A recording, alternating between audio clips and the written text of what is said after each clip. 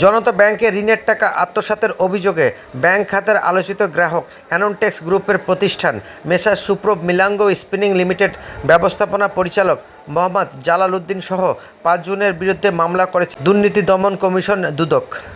আজ মঙ্গলবার তাদের বিরুদ্ধে মামলা করা হয়। রাজধানীর সেগুনবাগিচায় দুদকের প্রধান কার্যালয়ে সংস্থাটির মহাপরিচালক আক্তার হোসেন এক সংবাদ সম্মেলনে বলেন, জনতা ব্যাংক থেকে ঋণের নামে ১১৫,৯১,১০,০৫৮ টাকা আত্মসাতের অভিযোগে তাদের বিরুদ্ধে মামলা করা হয়েছে। দুদক সূত্র জানায়, ব্যবসায় পুঁজি না থাকা সত্ত্বেও কোনো যাচাই বাছাই না করে জনতা ব্যাংক মেসার্স সুপ্রভ মিলাঙ্গো স্পিনিং লিমিটেডকে ঋণ দিয়েছিল। প্রতিষ্ঠানটির মালিক ও ব্যাংক কর্মকর্তারা পরস্পর যোগসাজশ ক্ষমতার অপব্যবহার করে জনতা ব্যাংক থেকে ঋণ নিয়ে টাকা আত্মসাৎ করেছেন। মামলার বাকি 4 আসামি হলেন মেসার্স সুপ্রভ মিলাঙ্গো স্পিনিং লিমিটেডের পরিচালক আবদুল্লাহ সিদ্দিকী, জনতা ব্যাংকের সাবেক এসআইও মোহাম্মদ শামীম হোসেন, সাবেক সহকারী ব্যবস্থাপক আব্দুর রশিদ ও সাবেক মহাব্যবস্থাপক মোহাম্মদ মাহফুজুর রহমান।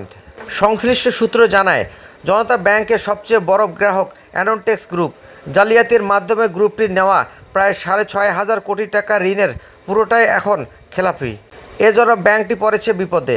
এ অবস্থায় এই ঋণের দায়-দায়িত্ব নির্ধারণে গ্রুপটির ঋণের ওপর পরিপূর্ণ নিরীক্ষা করার নির্দেশ দেয় বাংলাদেশ ব্যাংক। তবে ২.৫ বছরের নিরীক্ষা শেষ করতে পারেনি জনতা ব্যাংক।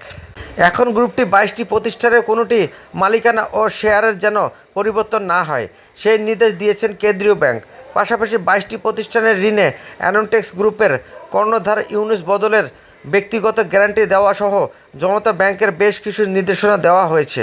সম্প্রতি জনতা ব্যাংকের ব্যবস্থাপনা পরিচালককে এই নির্দেশনা দেওয়া হয়।